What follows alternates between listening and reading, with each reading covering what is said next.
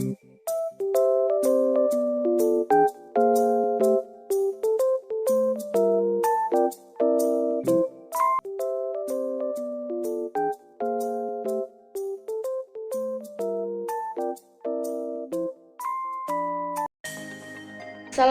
warahmatullahi wabarakatuh. Halo pemirsa yang berbahagia, di sini kami akan menjelaskan materi kami yang berjudul Aliran Filsafat Progresivisme dengan mata kuliah Filsafat Pendidikan yang diampu oleh Bapak Dr. Muhammad Ilham Abdullah. Selamat menyaksikan semuanya.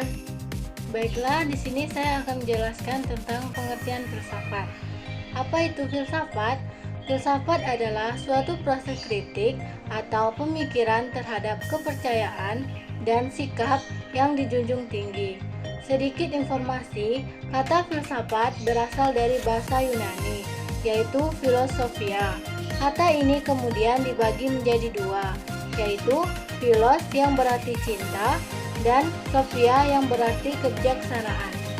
Selanjutnya yaitu kontribusi filsafat pendidikan untuk memajukan pendidikan.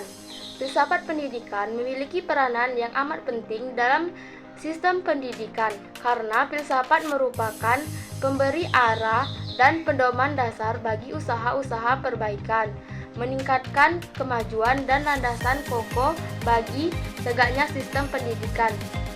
Dan filsafat pendidikan merupakan sumber pengetahuan yang penting bagi guru untuk meningkatkan dan mengembangkan kompetensinya.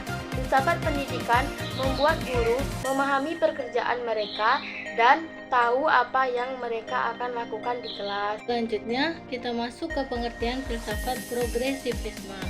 Aliran progresivisme ini berpendapat bahwa pengetahuan yang benar pada masa kini mungkin tidak benar pada masa mendatang. Pendidikan harus berpusat pada anak, bukannya memfokuskan pada guru atau bidang muatan. Progresivisme mempunyai konsep yang didasari oleh pengetahuan dan kepercayaan bahwa manusia itu mempunyai kemampuan-kemampuan yang wajar dan dapat menghadapi serta mengatasi masalah-masalah yang bersifat menekankan atau mengancam adanya manusia itu sendiri.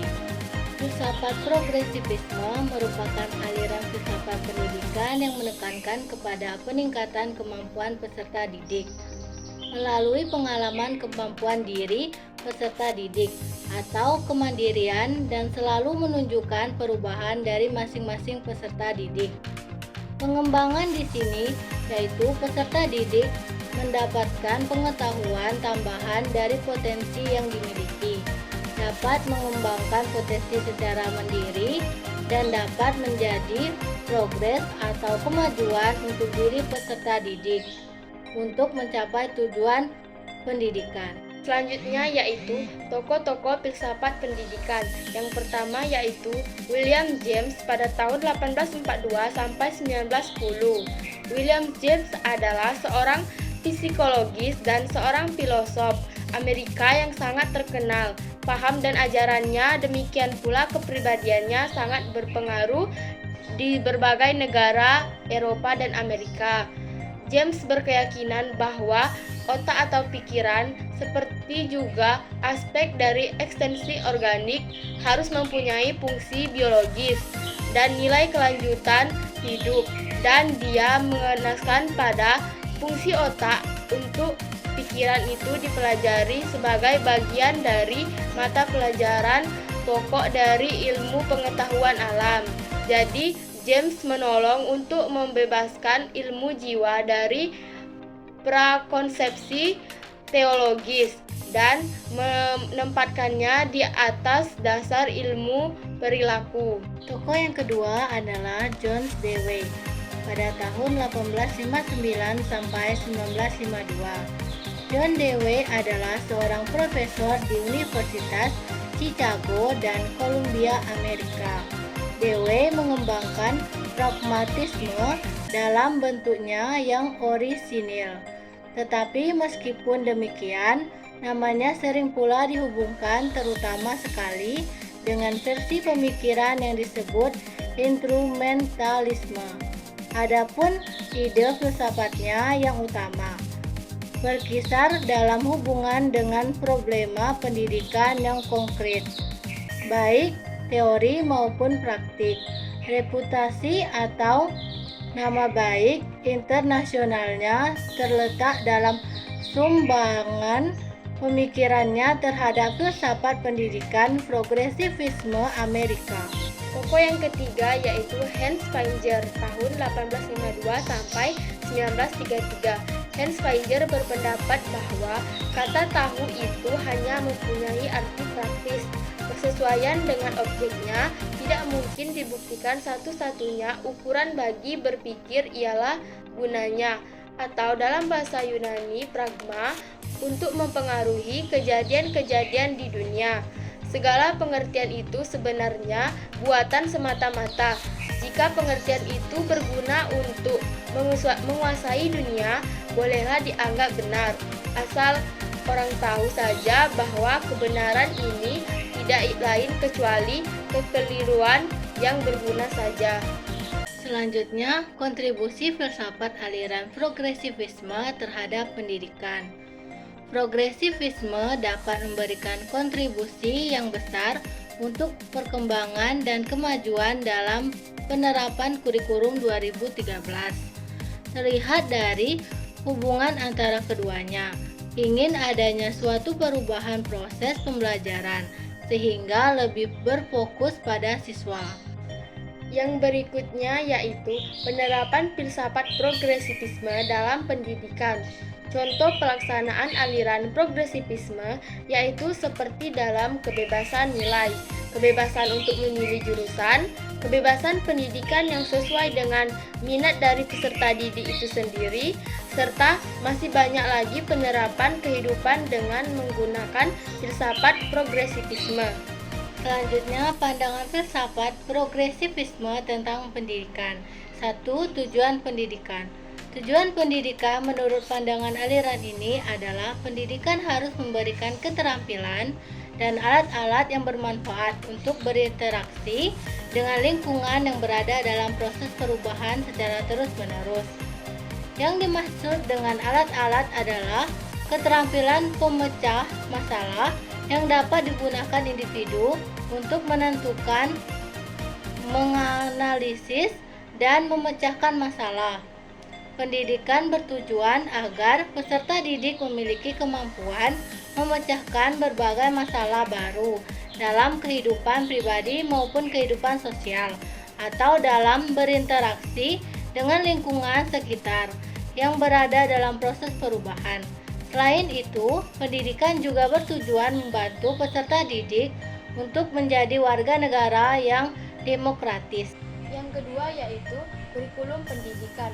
Kalangan progresif menempatkan subjek didik pada titik sumbu sekolah atau student center.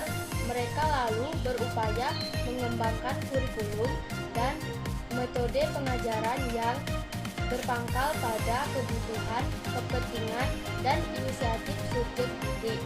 Jadi, ketertarikan anak adalah titik tolak bagi pengalaman belajar. Imam Bernadib menyatakan bahwa kurikulum progresivisme adalah kurikulum yang tidak beku dan dapat direvisi, sehingga yang cocok adalah kurikulum yang berpusat pada pengalaman. Filsafat progresivisme juga berpandangan bahwa setiap manusia itu selalu menginginkan perubahan, selalu berkembang dan lebih baik. Untuk mendapatkan perubahan yang dituju, maka manusia harus memiliki pandangan hidup yang fleksibel, tidak kaku, tidak menolak perubahan, dan tidak berkaitan oleh apapun. Harus memiliki sifat toleran, selalu ingin mengetahui dan menyelidiki, dan mempunyai pikiran yang terbuka. Aliran progresivisme juga berpandangan bahwa pelajar adalah suatu proses yang bertumpu pada akal manusia dalam memecahkan berbagai masalah dalam kehidupannya. Karena kehidupan anak atau peserta didik selalu bergerak atau berasal dari pengalaman-pengalaman di lingkungan sekitarnya.